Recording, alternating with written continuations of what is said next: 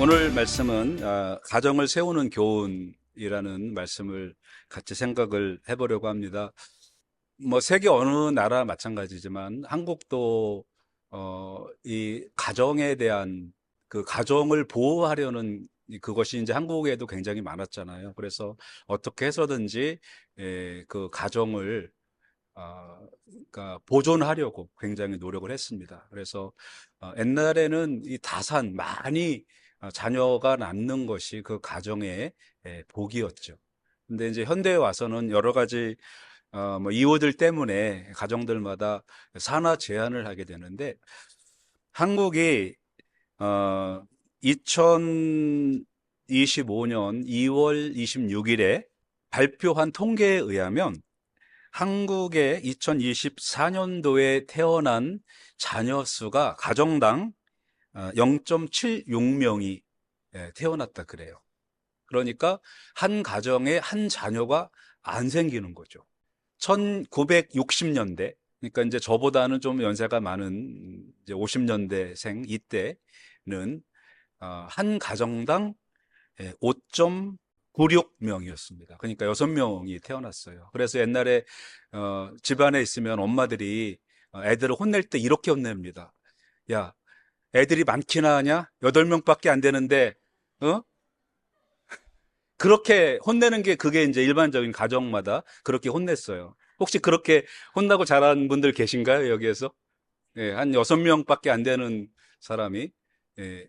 근데 지금은 5명만 돼도 조금 너무 많은 것처럼, 저희처럼 3명만 돼도 좀 많은 것처럼 하는 생각을 하는데, 사실 우리가 종족이 보존이 되려면, 가정당 2.5명이 태어나야 됩니다. 2.2명이 태어나면, 뭐 사고 나거나 이러면 인구가 감소를 하잖아요. 근데 적어도 1.1명, 양보를 많이 해서 1.1명 아니면 1.2명, 2.2명 이 태어나야만 둘이 둘을 낳아야지만 사람 수를 채우는 거잖아요. 근데 이제 한국에서도 저희가 태어나서 어렸을 때는 그 표어가 있었어요. 아들, 딸 구별 말고 둘만 낳아 잘 기르자. 그러니까 이제 70년대생들한테는 잘 키운 딸 하나, 열 아들 안 부럽다. 이렇게 해가지고 자꾸 산하 제한을 시작을 합니다. 그런데 이게 사실 성경적으로 볼 땐 산하 제한은 성경적이 아니거든요. 근데 지금 생각해 보니까 그때 박정희 대통령이 산하 제한을 하지 않고 그냥 주시는 대로 놨다. 그러면 이제 한국이 지금 아마 세계적으로 굉장히 그 일본을 앞서 나가는 그런 나라가 됐을 거예요. 근데 그때 산하 제한을 하게 되면서 일단 가정들마다 한 자녀 정책 이것이 되면서 한국이 발전을 했는데 이제 문제가 인구가 주는 것이 문제입니다. 그래서 2072년이 되면 한국에 3,600만 정도가 남고요. 얼마나 한국이 그 출산율이 저하돼서 걱정스러우냐면 우리나라 사람이 아닌 영국 사람이 걱정을 해갖고 데이빗 콜먼이란 분이 너무 걱정이 돼가지고 통계를 발표를 했는데 2,750년 뭐 우리랑은 상관없는 연도긴 하지만 그때 되면 한국에는 사람이 안 사는 그냥 동물만 사는 그러한 나라가 될 거라고 그렇게 통계를 발표한 적이 있습니다. 물론 현대에 오면서 정말 살아가는 게 쉽지 않은 그 세상에 살아가죠. 한 자녀만 있어도 키우기 힘들고 두 자녀만 해도 일단 뭐 교육비나 이런 것들 때문에 참 키우기가 힘듭니다. 옛날에는 그냥 나누면 컸어요. 이제 큰애가 뭐 셋째, 넷째는 이제 큰애가 키우고 뭐 그래서 제 친구가 중학교 동창이 있는데 친고모가 초등학교 다녔어요. 중학교 때 친고모가 초등학교를 다녔어요. 그러니까 그렇게 막 애를 예, 많이 낳죠. 그리고 성경에도 아니 성경이 아니라 우리 기독교 역사도 보면 존 웨슬리 가정은 존 웨슬리 목사님이 18째인데 동생이 찰스 웨슬리가 그것도 목사님이죠. 그분도. 그래서 찬송가를 많이 우리가 성경 찬송가 부를 때 그 찰스 웨슬리 목사님 찬송가를 많이 부르는데 그렇게 많이 사람이 태어났습니다. 그러다 보니까 교회도 부흥이 되고 그랬죠. 뭐 전에도 제가 말씀을 드렸지만 저희가 사는 동네에는 그 승합차가 많습니다. 12인승. 예, 그래서 이 무슬림들은 나와서 무슬림화 시키자. 그래가지고 전 세계를 나와서 무슬림화를 시키려고 합니다. 여러분들이 웃을지는 모르지만 실제로 그래요. 예. 근데 우리 기독교인들은 너무 일찍 산하 제한을 시작을 해서 교회가 가정이 바로 서지 못하고 또 그 결과로 또 교회가 바로 서지 못하고 그렇습니다. 그런데 현대는 사실 이거를 제가 이제 목사님이 또 이렇게 설교를 하면 목사님이 시대를 잘 못 봐서 그렇게 설교를 한다고 하는데 일단 성경을 한번 제가 읽어드리겠습니다. 창세기 2장 1장 28절인데 하나님이 그들에게 복을 주시며 하나님이 그들에게 이르시되 생육하고 번성하여 땅에 충만하라 땅을 정복하라 바다의 물고기와 하늘의 새와 땅에 움직이는 모든 생물을 다스리라 하시니라. 그러니까 생육하고 번성하는 거죠. 그래서 자녀를 많이 낳으십시오 이렇게 설교를 하면 목사님이 시대를 못 읽으셔서 지금 그런 말씀을 하시는데 미개인 취급을 받죠. 이번에 투표가 끝났어요. 오늘 아침에 검색을 해보니까 역사상 호주 역사상 최초로 야당 당수 피터 더튼이 낙선을 했습니다. 이거는 있지 않았던 일이에요. 근데 피터 더튼이 자기 그 지역구에서도 떨어지는 일 없었는데 왜 그런지 아십니까? 시대를 잘 못 읽어서 그래요. 젊은이들이 1월까지만 해도 피터 더튼이 정권을 잡을 거라고 생각을 했었어요. 근데 2월 지나면서 3월 지나면서 실수를 딱 하나 한 게 뭐냐면 재택근무를 없애겠다 라고 딱 얘기를 하니까 젊은이들이 이 사람 세우면 안 되겠다. 이거 시대를 못 읽는 사람은 세우면 우리가 이제 고생한다 라고 해서 아마 또 무슨 기록을 세운 것 같아요. 야당 당수가 떨어지는 기록도 하고 또 아마 그 의석수가 많이 차이 날 것 같아요. 아침에 보니까 88석 대 30 몇 석이던데 150석이니까 조금 남기는 했는데 시대를 못 읽으면 그렇게 되는 거죠. 그죠? 예. 시대를 못 읽으면 그렇게 되는데 목사는 시대를 잘 읽으면 안 됩니다. 예. 시대를 잘 읽으면 시대를 따라가다 보면 교회는 안 되게 되어 있습니다. 우리는 말씀을 따라가야 됩니다. 그래서 오늘 말씀의 제목이 뭐냐면 가정을 세우는 교훈입니다. 이거는 여러분 여기 앞에 지금 TV가 있잖아요. 창조과학회에서 2,000불 헌금해 주시고 또 우리 교회 돈 보태갖고 TV를 사놨는데 이거 여기 있어봤자 아무 쓸데 없는 겁니다. 이거 달아놓으면은 여러분들 이거 그 설교는 집중이 안 되고 저거 왜 안 키웠을까 이런 생각하고 계시죠 지금. 달아놓고 왜 사용을 안 할까? 첫 번째 문제가 전기가 연결이 안 되어 있습니다. 이거는 아무리 저기 뒤에서 눌러도 안 켜져요. 교회 안에는 성령님이 계셔야죠. 파워가, 그죠? 예, 이 파워가 없어요. 근데 아무리 파워가 있다고 해도 다 선지 연결돼 있다 하더라도 이게 쓸모가 있으려면은 이 안에 뭔가 내용이 와야 됩니다. 양쪽으로 가는 그 내용이 율로 들어와야 돼요. 그죠? 예, 바로 이겁니다.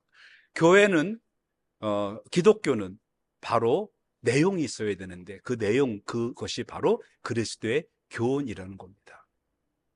이 TV가 아무리 여기 잘 설치를 해놓고 4K로 아니면 8K로 여기다가 설치를 한다 하더라도 내용이 여기에 쓰지를 않으면 이거는 우리 예배 방해하는 도구만 될 뿐이에요.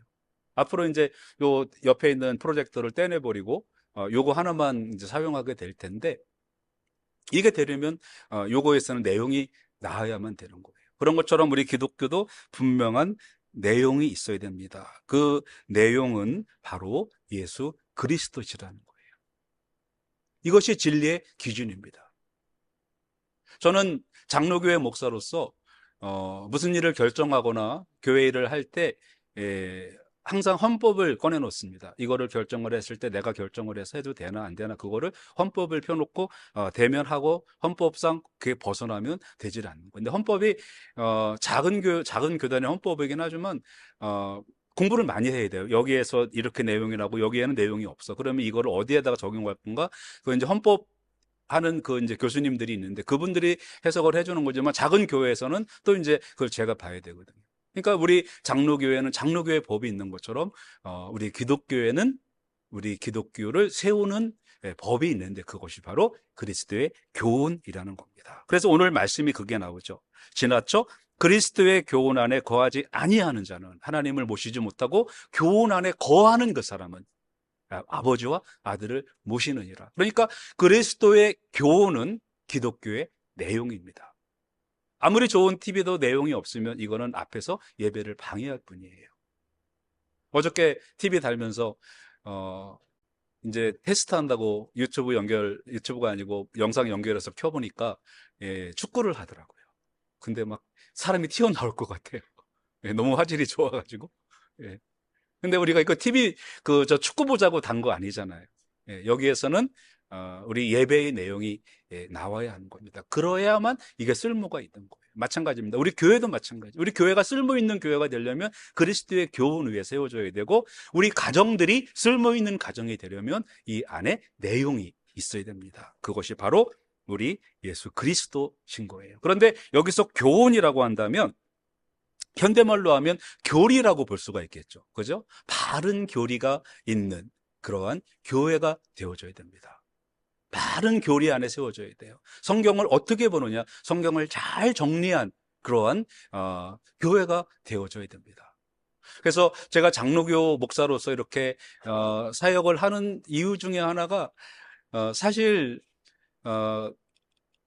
모든 교단에 뭐 감리교나 또 장로교나 또 뭐 기장이나 통합이나 이런 모든 데 보면 합동측 교단, 그러니까 우리 계열, 우리 순장이나 합동이나 고신이나 이런 계열의 교단의 교리가 사실은 전 교회의 중심이 되고 있습니다. 이제 그만큼 우리 장로교의 교리는 정말 바른 교리라고 볼 수가 있어요. 그런데 초대교회는 이 교리가 문제가 생겼습니다. 그래서 교회 안에 이단들이 생겨나기 시작해요. 영지주의라는 이단이 들어오고 그 다음에 가연설이라고 해서 도키티즘이라고 합니다. 예수님이 이 땅에 오셨을 때 사람을 입으신 것이 아니고 가짜로 현현한 거다. 예수님은 사람이 아니고 신이다라는 그러한 이단이 생겨나고요. 몬타니즘이라는 신비주의가 생겨납니다. 터툴리안이라는 그 유명한 신학자가 나중에 이 몬타니즘에 빠졌어요. 이유가 너무 재미없게 신앙생활을 하는 거야. 맨날 교리 얘기나 하고 그러니까 이거는 이렇게 신앙생활을 하면 안 된다. 그래서 신비주의로 빠지게 되었는데 그래서 교회 안에서 자꾸 이제 문제가 생겨나기 시작합니다. 그래서 오늘 말씀에 지나쳐 그리스도의 교훈 안에 이렇게 나오죠. 지나쳤다라는 거는 영어로 anyone who runs ahead. 그러니까 더 나갔다라는 거예요. 복음보다 더 나갔다라는 거죠. 복음 안에 있어야 되는데 복음보다 더 나갔습니다. 그래서 사도 요한께서는 이런 거짓 교사들의 교훈을 경계를 하고 가짜 교훈을 경계하고 진리 안에 그리스도 안에 바른 내용 안에 거하기를 바라는 마음으로 이 요한 2서 말씀을 기록을 한 것입니다. 그러면 왜 우리가 이런 교훈 안에 있어야 되느냐? 이 교훈은 진리이기 때문입니다. 진리예요. 공부를 잘 하면 학교 교육에 아주 충실하면 진화론자가 됩니다. 잘 안 믿어져요. 그런데 현대에 오면서 기독교인들 가운데도 과학자가 많이 생겼거든요. 근데 과학자들 가운데서도 이런 분이 있었어요. 1950 몇 년도에 이런 논문을 발표를 했습니다. 그냥 가만히 있으면 원숭이가 사람이 되고 그렇게 된다 라고 했는데 이분이 몇 년 있다가 자기 논문을 철회를 했습니다. 이게 시간이 주어진다고 되는 일이 아니었다라는 거예요. 처음에 1500년대만 해도 찰스 다윈이 종의 기원을 발표할 때만 해도 사람의 세포는 물주머니라고 생각을 했어요. 현미경이 그것밖에는 볼 수가 없었어요. 근데 지금은 전자현미경으로 사람의 그 세포를 조사를 해보니까 이거는 너무 깜짝 놀랄 정도로 정교하게 만들어져 있는 거예요. 그래서 이분이 논문을 처리를 하면서 시간이 주어진다고 해결될 문제가 아니라는 거예요. 그래서 어, 유전학자들은 진화를 잘 못 믿어요. 저희 집에 뒷마당에다가 콩을 심었더니 사과가 열렸어요. 올해 보니까. 진짜라니까요? 이거 웃으시잖아요. 왜 웃으세요? 콩을 심었는데 사과가 열렸다는데? 진화돼서? 그러면 진화론자들한테 이 얘기를 하면은 미쳤다고 그러죠. 어떻게 콩을 심었는데 사과가 열려? 근데 진화는 된대. 그게 어떻게 되는지 참 안 된다 그러면서 된대. 그래서 그러니까 그분이 그거예요. 아, 시간이 주어진다고 되는 게 아니에요. 사람의 머릿속에는요. 이제 통계는 내는 분마다 조금씩 다른데 약 860억 개의 세포가 들어 있습니다. 근데 세포 하나당 10만 개의 전선이 다른 세포랑 연결이 되어 있어요. 무슨 말씀인지 이해가 되세요? 이 안에 우리 머리 안에. 그럼 이거를 이제 만약에 이런 그 정보를 10만 개의 전선이 여기에 이제 한 뭐 기계가 있고 10만 개 컴퓨터 회로가 연결이 돼 있다고 쳐요. 그러면은 사람 머릿속에 있는 그 전선이 적게는 100조개에서 1000조개까지 선이 연결이 되어 있답니다. 그런데 100조개에서 1000조개의 회로를 컴퓨터 회로를 전선으로 연결해서 작동을 시키려면 핵 발전소 하나가 돌아가야 된대요. 뭐 큰 거는 아니고 작은 거 하나. 요번에 피터 더튼이 핵발전소 만든다 그랬다가 또 미끄러진 거잖아요. 그러니까 핵발전소 하나가 있어야만 그 정보를 처리할 수가 있어요. 여기까지는 이해가 되시죠? 근데 사람은 핵발전소가 아닌 햄버거 하나만 먹어도 그런 정보가 내 머릿속에도 처리가 되는 거예요. 햄버거 하나의 열량이면 처리가 됩니다. 여러분들이 눈으로 보고 계시잖아요. 그죠? 눈으로 보는 게 여러분이 눈이 보는 게 아닙니다. 여러분들이 눈으로 보면 이것이 요 망막에서 찰칵 찍혀가지고 뇌 속으로 가요. 예. 그런데 뇌 속으로 딱 가면은, 아, 여기에 마이크가 두 개가 있구나. 조금 멀으니까 소리가 잘 안 들리는구나. 이런 거를 내 머리에서, 뇌에서 판단을 하는 거지, 내 눈이 보는 게 아닙니다. 그런데 1초 동안에 찰칵해가지고 내 뇌 속에 들어가는 그 정보 처리하는 게요. 지금 현재 나온 슈퍼컴퓨터로 100년 동안 처리하는 정보가 1초 동안 사람 머릿속에서 처리가 되는 거예요. 근데 이것이 그냥 시간이 지나면 된다. 그래서 아직까지는 그렇게 많지 않지만 많은 과학자들이, 이거는 진화 갖고는 설명이 안 된다. 그래갖고, 이 과학하시는 분들 중에서 물리학자나 특히 유전을 연구하시는 분들이라 이거는 하나님이 만들지 않으면 안 된다라고 해서 많은 그러한 과학자들이, 그 무신론에서 돌아서는 거예요. 그래서, 어, 그 유명한 그 뭐라는 그분이 돌아가시면서 80몇 세에 돌아가시면서 앤토니 플로라는 그런 분이 돌아가시면서 하신 말씀이 하나님이 없다고 하는 거는 이거는 안 된다. 아인슈타인이 그랬죠. 우리말로 쉽게 표현하면 종교 없는 과학 없는 종교는 신 없는 종교는 안고 없는 찐빵이다. 이건 의미가 없다라고 그렇게 아인슈타인이 그랬습니다.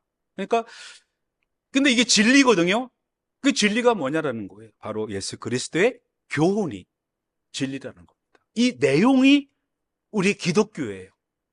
그래서 사도 요한은 이단들이 막 교회에 들어왔을 때, 그 교회에 들어오고 가정에 들어왔을 때 그 가정에 절대로 이러한 이단들, 기독교의 내용이 아닌 진리가 아닌 교훈이 아닌 것은 받아들이지 말라라고 말씀을 하고 있는 것입니다. 그래서 오늘은 바로 이 말씀, 그리스도의 교훈이 왜 그렇게 중요한지 첫 번째 말씀으로 여러분에게 말씀을 드리려고 합니다. 이 교훈은 하나님의 그러한 사랑의 완성이십니다. 사람 사랑의 완성이에요. 예수님을 이 땅에 보내주셨어요. 거기 예수님은 우리가 왜 믿어야 되는지, 또 기독교의 모든 지식과 모든 기독교 원리의 근원이 되시는 분이세요. 그래서 우리 가정은, 우리 교회는 그리스도 안에서 그리스도를 중심으로 살아가야 되는 것입니다. 바로 그 안에 행복이 있고 가정의 질서와 평화가 유지가 되는 겁니다. 그리스도의 교훈 이 안에 있어야 되는 거예요. 그리고 두 번째 말씀은 그리스도의 교훈 안에 거하지 않는 자라고 하는 겁니다. 교회는 있는데 교회가 그리스도의 교훈 안에 있지 않아요.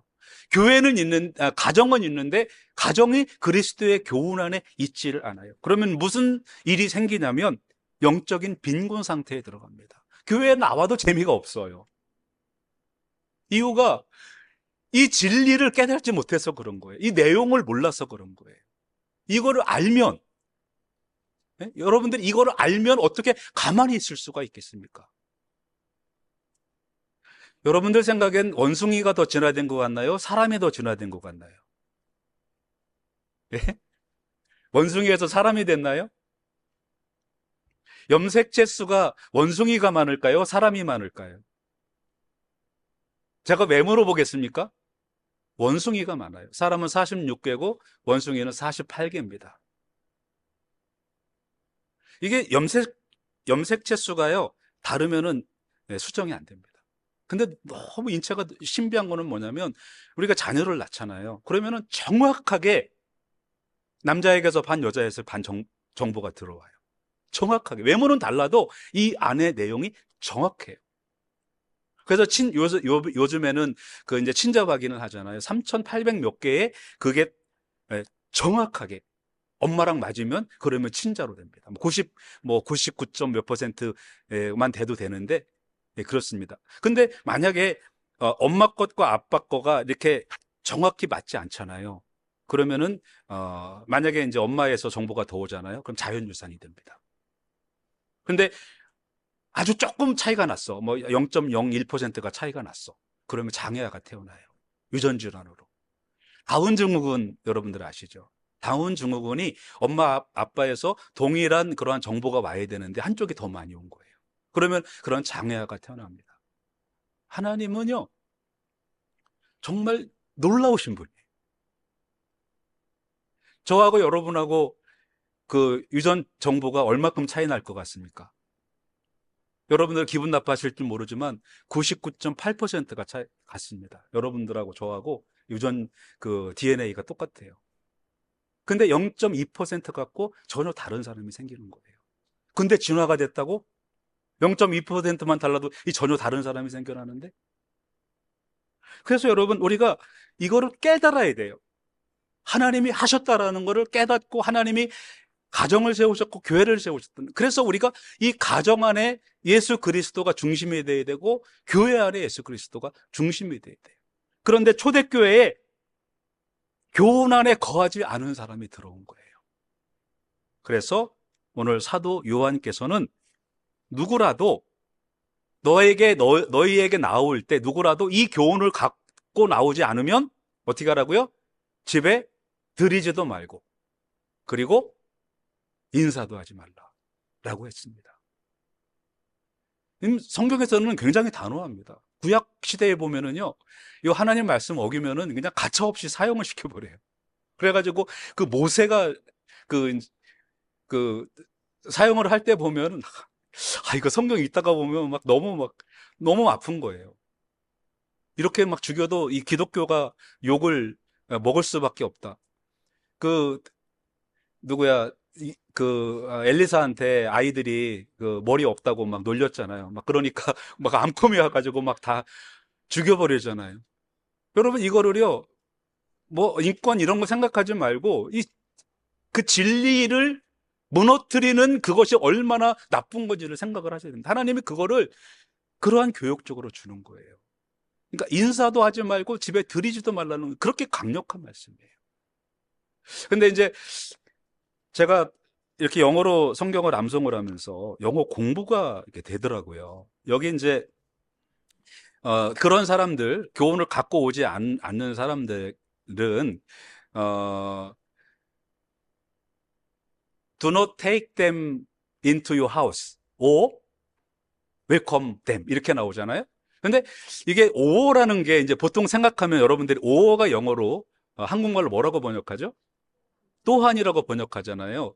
근데 그래서 저는 이거를 외우면서 그럼 둘 중에 하나는 인사는 해도 된다는 얘기인가? 이제 그렇게 해석을 해가지고 아무래도 이상하게 한국말로는 그게 아닌데 집에 들이지도 말고 인사도 하지 말라는. 그래가지고 이제 영어 공부를 또 제가 했잖아요. 그래가지고 했더니 부정문일 때 do not take them 할 때는 그게 5어가 양쪽 다 하지 말라는 건데 너무 강력하게 하지 말라는 그런 의미더라고요. 보통 이제 우리는 그렇게 하려면 and를 사용하잖아요. 집에 들이지도 말고 그리고 인사도 하지 마라 라고 하는데 영어에서는 or라고 쓰는 거는 또는 이렇게 하라 저렇게 하라 그게 아니고 둘 다 하지 말라는 겁니다. 예. 인사까지도 하지 말라는 거예요. 그러니까 진리를 무너뜨리고, 예. 이 아가서에도 보면은 그 포도원을 허는 그 여우를 잡으라고 그러잖아요. 그런 것처럼 이게 현대 교회에 와서 교회를 무너뜨리는 교훈, 가정을 무너뜨리는 교훈, 이것은 완전히 없애야 됩니다. 왜 그러냐면 바로 하나님 말씀, 예수 그리스도가 우리의 내용으로 이 땅에 오신 겁니다. 바로 그래서 가정을 세우려면, 교회를 세우려면 그리스도의 교훈에서 벗어나면 안 됩니다. 그래서 목사들은 세상을 잘 읽으면 안 됩니다. 세상이 요구하는 대로 가면 안 됩니다. 목사들은 세상을 거부해야 되고 비진리를 거부하는 역할을 해야 됩니다. 그래서 오늘 우리는 우리의 가정이 우리 교회가 바른 교회가 되려면 먼저는 첫 번째는 절대적 진리의 기준을 세워야 됩니다. 그리스도의 교훈에서 더 나가면 안 됩니다. 못 가면 안 된다라는 말씀은 없어요. 그죠? 네, 조금 믿음이 부족한 건 괜찮아. 그죠? 네, 잘 몰라. 저도 뭐 신학 공부를 9년을 했어도 잘 몰라. 근데 더 나가면 안 됩니다. 그리고 영적 분별력을 분명히 세우셔야 됩니다. 다른 사상, 다른 주장. 저희 교단에도 옛날에 그 이장님파에 들어간 목사님이 한 분 계세요. 예. 서울 무슨 목사님이라고 계신데, 예. 분별력이 있어야 됩니다. 목회자들도 넘어가게 되어 있어요. 그 다음에 영적인 경계를 분명히 설정하셔야 됩니다. 안 되는 거는 분명히 안 된다고 설정을 해야 됩니다. 그래서 여러분들 제가 좀 단호하게 이건 안 됩니다라고 하면 그게 맞구나라고 생각을 해 주셔야 됩니다. 그 다음에 사랑 안에서의 단호함. 우리가 교훈을 지킬 때는 사랑 안에서의 단호함을 가져야 됩니다. 자녀들과도 문제가 생겼을 때는 사랑을 전제로 한 단호함이 우리에게 필요한 겁니다. 그래서 우리의 신앙은 바로 기준이 분명히 설정이 되어야 됩니다. 우리 교회도 마찬가지고 우리 가정들도 분명한 기준 안에 있어야 돼요. 하나님의 말씀은 진리입니다. 성경은 진리예요. 저쪽 과학에서 그럼 우리가 양보하겠다, 타협을 하자. 그래, 하나님이 만드셨다고 쳐. 그러나 진화도 인정해. 그럼 우리도 그럼 반반 양보해가지고 그거 안 된다는 겁니다.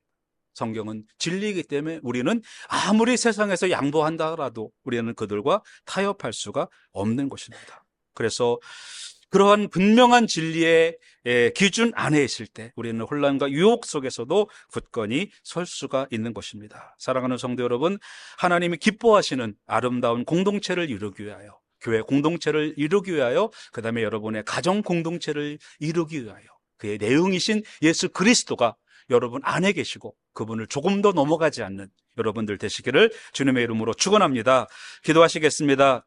하나님, 오늘은 교회의 내용 되시는, 우리 가정의 내용 되시는 교훈이신 예수 그리스도에 대한 말씀을 생각을 해봤습니다. 세상이 원한다 해서 우리가 타협하고 나가는 저희들이 아니고 오직 예수 그리스도가 우리의 기준이 되는, 우리의 교훈이 되는, 우리의 내용이 되는 그러한 신앙생활을 하게 하여 주시옵소서. 특별히 5월은 가정의 달로서 저희들이 지나갈 때에 우리의 가정들이 예수 그리스도가 우리 집안의 주인 되게 하시고, 그래서 우리가 예수 그리스도를 따라 믿음으로 살아가는 우리 모두가 되게 하여 주시옵소서. 예수님 이름으로 기도드립니다. 아멘.